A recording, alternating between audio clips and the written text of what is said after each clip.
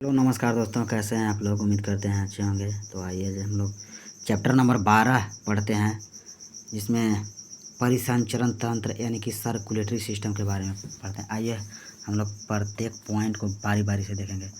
परिसंचरण तंत्र यानी कि सर्कुलेटरी सिस्टम सभी पदार्थों के परिवहन के लिए शरीर में परिसंचरण तंत्र का विकास हुआ है, जिसके द्वारा आवश्यक तत्वों को उन जगहों तक पहुँचाया जाता है जहाँ जिसकी ज़रूरत होती है, तथा हानिकारक पदार्थों को उन जगहों तक पहुंचाया जाता है जहां वह शरीर से बाहर निकल जाते हैं। उसे हम लोग परिसंचरण तंत्र कहते हैं। परिसंचरण तंत्र के कार्य: पोषक पदार्थ, ग्लूकोज, विटामिन B अम्ल का परिवहन। दूसरा पॉइंट है नाइट्रोजनी अवशिष्ट, यूरिक अम्ल और यूरिया आदि का परिवहन। हार्मोन्स एवं ऑक्सीजन का परिवहन। एनिमल्स में प्रवाहित द्रव के आधार पर सर्कुलेटरी सिस्टम दो प्रकार के होते हैं। पहला होता है जल परिसंचरण तंत्र। इसमें शरीर में जो रक्त के स्थान पर जल का प्रवाह होता है, जैसे स्पंज और हाइड्रा। रक्त परिसंचरण तंत्र: इस शरीर में रक्त का प्रवाह होता है, जैसे सभी कशेरू की। स्थिति के आधार पर परिसंचरण तंत्र दो प्रकार के होते हैं। पहला होता है खुला परिसंचरण तंत्र और दूसरा होता है बंद परिसंचरण तंत्र। तो पहला खुला परिसंचरण तंत्र, इसमें रक्त कुछ समय बाद रुधिर नलिकाओं से खुले स्थान पर परिवाहित होने लगता है, जैसे ऑर्थोपोडा, मोलस्का आदि। बंद परिसंचरण तंत्र: इसमें रक्त का प्रवाह बंद नलिकाओं में होता है, जैसे मानव और तथा सभी कशेरुकी। अकशेरुकी जंतुओं में किस प्रकार का रक्त संचरण पाया जाता है? तो खुला परिसंचरण तंत्र। मनुष्य का परिसंचरण तंत्र कैसा होता है? तो बंद एवं दोहरा। किस प्रकार के प्राणियों की प्रगुहा रुधिर से भरी होती है? तो ऑर्थोपोडा की। किस वर्ग में शुद्ध एवं अशुद्ध रक्त एक ही साथ होता है? तो मत्स्य वर्ग में। परिसंचरण तंत्र का कार्य परिवहन है। तिलचट्टे में रुधिर परिसंचरण तंत्र पूर्ण होता है 5 से 6 मिनट में। मानव परिसंचरण तंत्र यानी कि ह्यूमन सर्कुलेटरी सिस्टम: मानव शरीर में बंद एवं दोहरा परिसंचरण तंत्र होता है। यह परिसंचरण तंत्र मुख्यतः दो अवयवों से निर्मित होता है, रुधिर तथा लसिका। इसी आधार पर परिसंचरण तंत्र के दो उपतंत्र में विभाजित किया जाता है। पहला है रुधिर परिसंचरण तंत्र और लसिका परिसंचरण तंत्र। इस पहला पढ़ते हैं हम लोग रुधिर परिसंचरण तंत्र का प्रमुख तत्व। रुधिर के माध्यम से पदार्थों का परिवहन होता है। इसमें रुधिर आवश्यक पोषक तत्व एवं ऑक्सीजन को कोशिका तथा अपशिष्ट उत्पाद कार्बन डाइऑक्साइड को कोशिका से पुनः ग्रहण कर उसका परिवहन करता है। लसिका परिसंचरण तंत्र: इसमें लसिका के माध्यम से परिवहन होता है। लसिका कोशिका तथा रुधिर के बीच भोज्य पदार्थ, गैस, हार्मोन्स आदि पदार्थों का परिवहन का कार्य किया जाता है। अब हम लोग आइए पढ़ते हैं रक्त परिसंचरण तंत्र। रुधिर परिसंचरण तंत्र के 3 सहायक भाग होता है, हार्ट, ब्लड और ब्लड वेसल्स। तो हम लोग पढ़ेंगे हार्ट के बारे में पढ़ेंगे। मानव हृदय एक पेशीय एवं शंक्वाकार अंग है। यह परिसंचरण तंत्र का केंद्रीय पंपिंग अंग है, जो रुधिर वाहिनियों के माध्यम से रक्त को शरीर के सभी अंग तक पहुंचाया जाता है।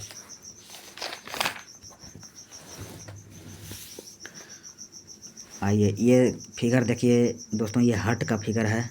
तो हार्ट के बारे में पढ़ते हैं। हृदय का औसत वजन 300 ग्राम होता है। हृदय एक मांसल संरचना है जो दोनों फेफड़ों के बीच पसलियों के पीछे या डायफ्राम से थोड़ा ऊपर होता है। रक्त पदार्थों का परिवहन करता है, जबकि रक्त की गति देने का कार्य हृदय करता है। इसे हृदय को पंपिंग ऑर्गन भी कहते हैं। हृदय के बाहर एक आवरण पाया जाता है, जिसको हम पेरिकार्डियम कहते हैं। हृदय तथा पेरिकार्डियम के बीच द्रव भरा होता है, जिसे पेरिकार्डियल फ्लूइड कहा जाता है। पेरिकार्डियल फ्लूइड के द्वारा हृदय का पोषण तथा सुरक्षा का कार्य किया जाता है। हृदय की बनावट: दायां आलिंद दायां निलय, बायां आलिंद बायां निलय। विभाजिका: महाधमनी, महाशिरा, फुफ्फुस धमनी और फुफ्फुस शिरा।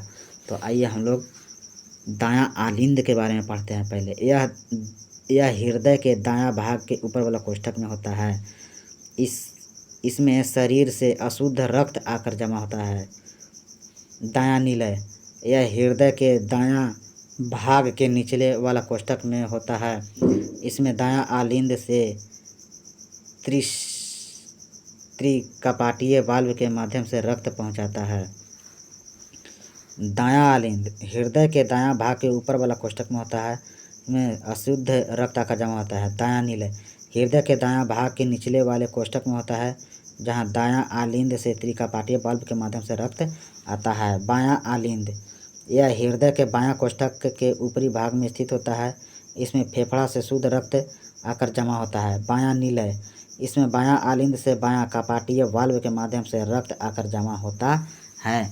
इसका दीवार मोटा एवं मजबूत होता है, अधिक दबाव सहने के लिए।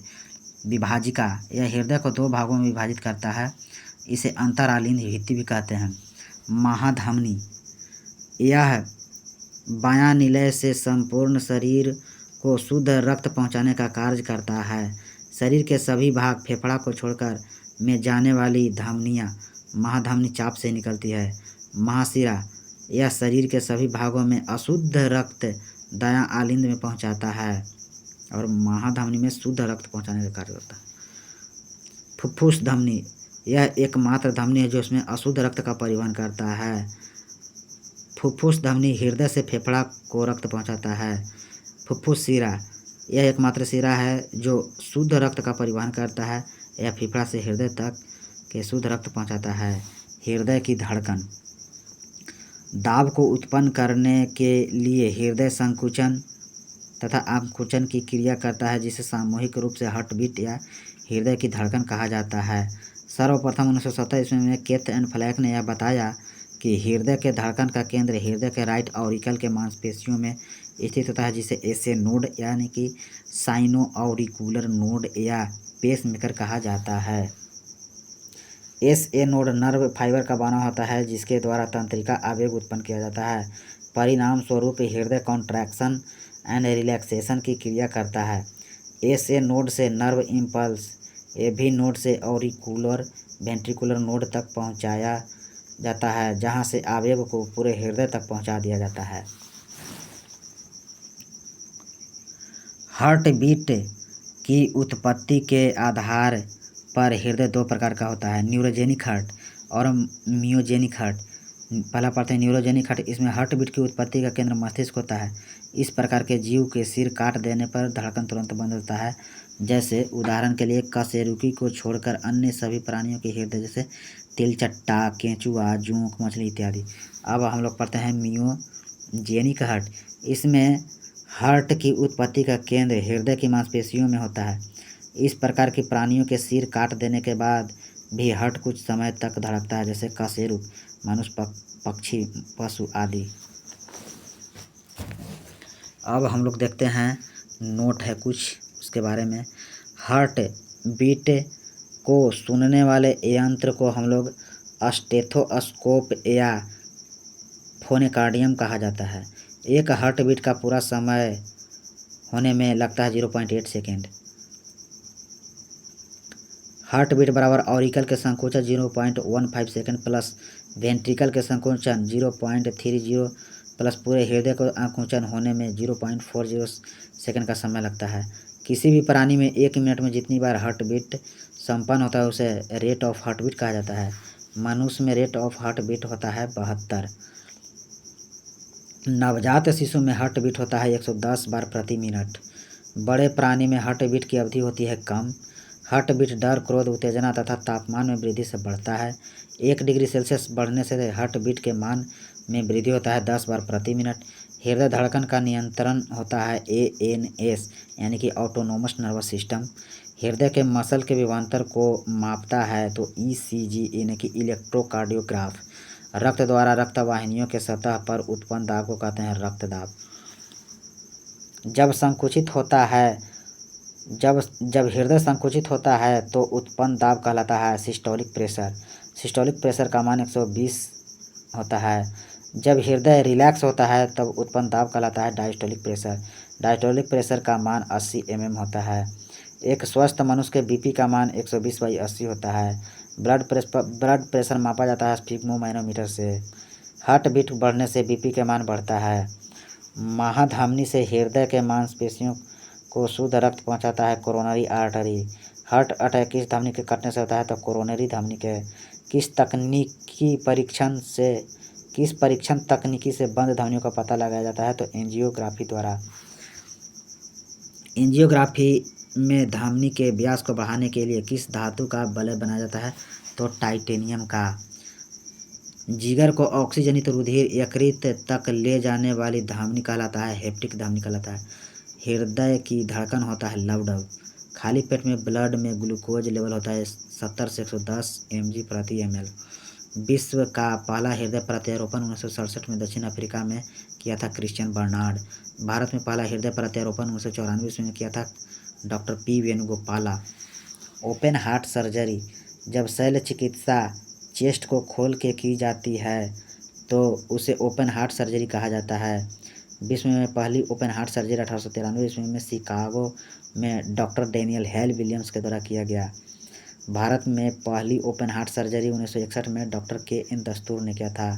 बाईपास सर्जरी जब हृदय संबंधी सर्जरी में चेस्ट को खोले बिना महाधमनी के सहारे किया जाता है तो उसे बाईपास सर्जरी कहा जाता है। विश्व में प्रथम बाईपास सर्जरी अमेरिका के डॉक्टरों की टीम ने जिसका नेतृत्व doctor H कोटजे and Michael Roman ने किया था। आर्टिफिशियल हार्ट इस प्रकार के हृदय का निर्माण सर्वप्रथम अमेरिका के रॉबर्ट जार्विक ने 1982 में किया जिसका नाम जार्विक 7 रखा। जार्विक 7 का प्रत्यारोपण वर्तमान में सफलतापूर्वक किया जा रहा है। रुधिर वाहिनियाँ ब्लड वेसल्स यह मुख्यतः दो प्रकार के होते हैं धमनी और शिरा। धमनी इसमें शुद्ध रक्त अर्थात ऑक्सीजन युक्त रक्त का प्रवाह होता है। इसमें रक्त का रंग ब्राइट रेड होता है।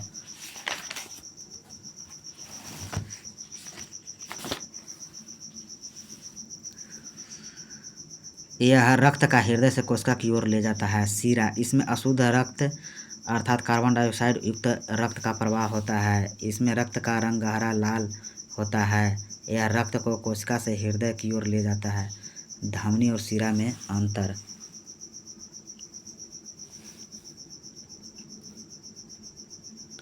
इसमें शुद्ध रक्त बहता है।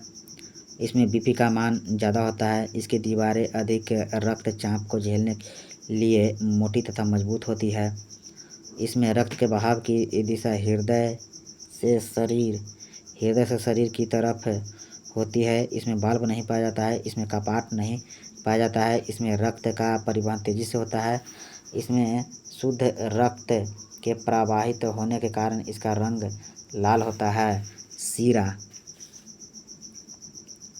इसमें अशुद्ध रक्त बहता है। इसमें बीपी का मान कम होता है। इसकी दीवारें पतली तथा कमज़ोर होती है। इसमें रक्त के बहाव की दिशा शरीर से हृदय की तरफ होती है। इसमें कपाट पाया जाता है जिससे रक्त उल्टी दिशा में नहीं बहता है जहां रक्त का परिवहन अपेक्षाकृत कम गति से होता है। इसमें अशुद्ध रक्त डीऑक्सीजेनेटेड ब्लड के प्रवाहित होने के कारण इसके रंग नीले बैंगनी का गहरा लाल होता है। अब आइए नोट पढ़ते हैं। संकुचन के दौरान रुधिर वाल्व्स को विपरीत दिशा में बहने से रोकता है। शुद्धिकरण के उपरांत रक्त सबसे पहले लेफ्ट ऑरिकल में पहुंचता है जहां से हृदय के संकुचन द्वारा लेफ्ट वेंट्रिकल में चला जाता है। रक्त पूरे शरीर में प्रवाहित होने के बाद अशुद्ध हो जाता है जो वापस हृदय के राइट ऑरिकल में पहुंचता है। हृदय के संकुचन के कारण राइट ऑरिकल से राइट वेंट्रिकल में तथा राइट वेंट्रिकल से फेफड़े में रक्त प्रवाहित हो जाता है। इस प्रकार 24 घंटे रक्त शरीर में प्रवाहित होते रहता है। धमनी से शिरा में रक्त का प्रवाह पहले होता है। धमनिका केशिकाएं सिरिका शिरा। अब हम लोग रक्त के बारे में पढ़ते हैं। ब्लड रक्त एक तरल संयोजी ऊतक है। मनुष्य में औसत रक्त की मात्रा 5 से 6 लीटर होती है। कलर रेड हीमोग्लोबिन के कारण होता है। टेस्टिस साल्टी होता है। इन्हें सोडियम क्लोराइड के कारण रक्त का पीएच मान 7.4 होता है। ब्लड दो तरह का होता है। एक होता है ब्लड प्लाज्मा और ब्लड कार्पल्स होता है। ब्लड प्लाज्मा में वाटर प्रोटीन और हेवी मेटेरियल्स पाया जाता है और ब्लड कार्पल्स में आरबीसी डब्ल्यूबीसी और ब्लड प्लेटलेट्स पाया जाता है। रक्त कणिकाएं आरबीसी इसका निर्माण अस्थिमज्जा भ्रूणीयावस्था में प्लीहा तथा यकृत में होता है। इसका मुख्य तथ्य आरबीसी को एरिथ्रोसाइट भी कहते हैं। हीमोग्लोबिन के कारण इसका रंग लाल होता है। इसमें केंद्रक नहीं होता। इसका जीवन काल लगभग 120 दिन का होता है। इसका आकार उभयावतल होता है। इसकी मृत्यु प्लीहा में होती है, जिसे आरबीसी का कब्रगाह कहा जाता है। डब्ल्यूबीसी का निर्माण अस्थि मज्जा लसिका ग्रंथि कभी कभी यकृत और प्लीहा में होता है। डब्ल्यूबीसी को ल्यूकोसाइट भी कहते हैं। इसका रंग हीमोसिल के कारण श्वेत होता है। इसका जीवन काल 10 से 12 दिन होता है। इसका आकार अनिश्चित होता है। यह शरीर को रोग प्रतिरक्षा प्रदान करता है। अब होता है प्लेटलेट्स। प्लेटलेट्स का निर्माण अस्थि मज्जा में होता है। यह केवल स्तनधारियों में पाया जाता है। इसका जीवन काल 3 से 5 दिन होता है। इसका आकार अनियमित तथा केंद्रक का अभाव होता है। यह रक्त के थक्का बनने में मदद करता है। अब हम लोग पढ़ते हैं डब्ल्यूबीसी के बारे में, यानी कि श्वेत रक्त कणिकाएं के बारे में आगे पढ़ते हैं।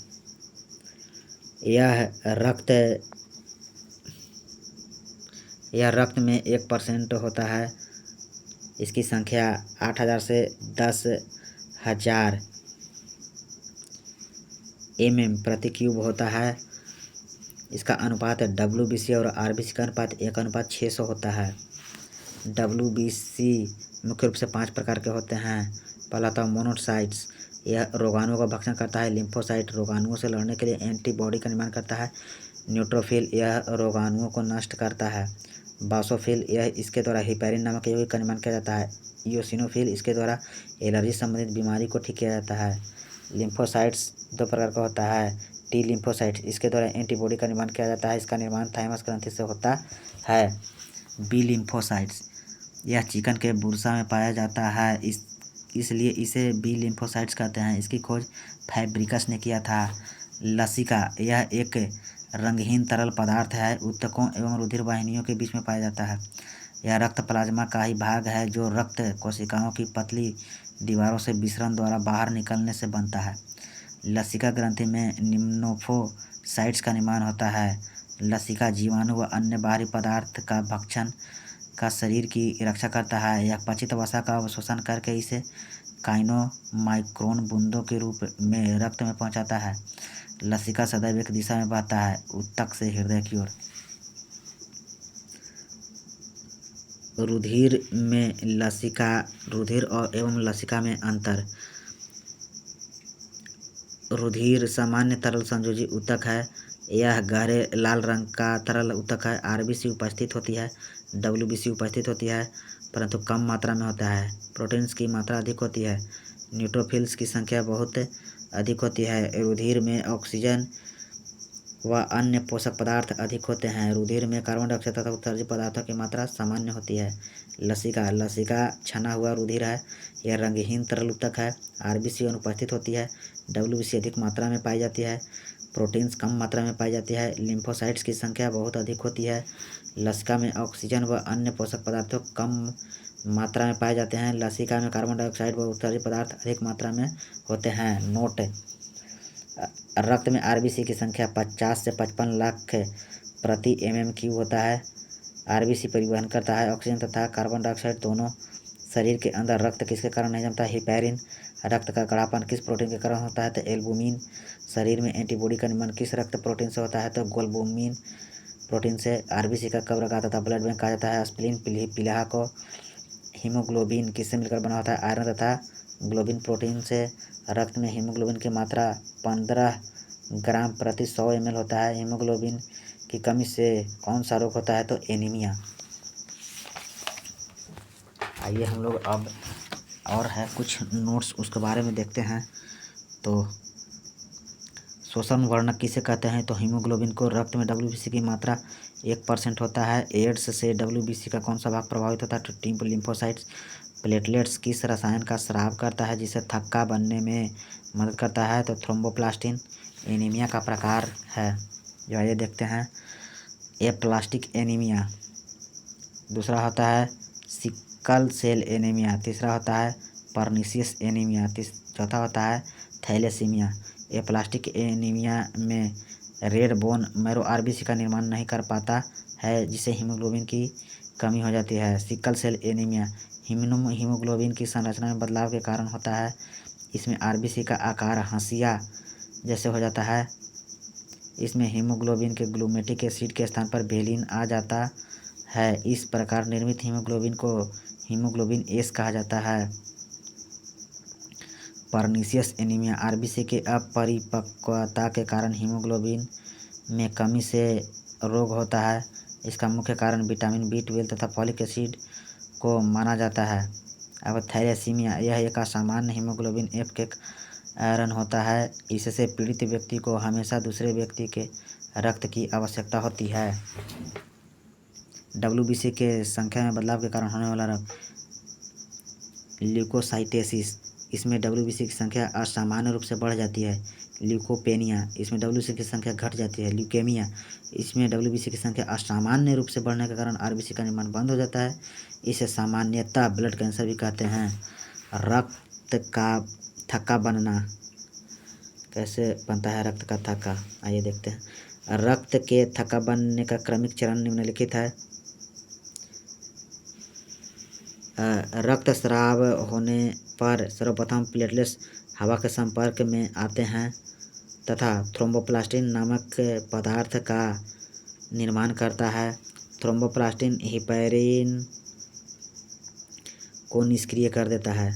पुनः थ्रोम्बोप्लास्टिन विटामिन के तथा कैल्शियम के साथ मिलकर निष्क्रिय प्रोथ्रोम्बिन को सक्रिय थ्रोम्बिन एंजाइम में परिवर्तित कर देता है। थ्रोम्बिन रुधिर में पाए जाने वाला फाइब्रिनोजेन प्रोटीन को फाइब्रिन में बदल देता है। यह एक प्रकार जाल का निर्माण करता है जो कणिका को फंसाकर रक्त थक्का का निर्माण करता है। रक्त थक्का बनने के कुछ देर बाद पीला द्रव निकलता है, उसे सीरम कहते हैं। रक्त का थक्का बनने में समय लगता है 5 से 10 मिनट। जोंक के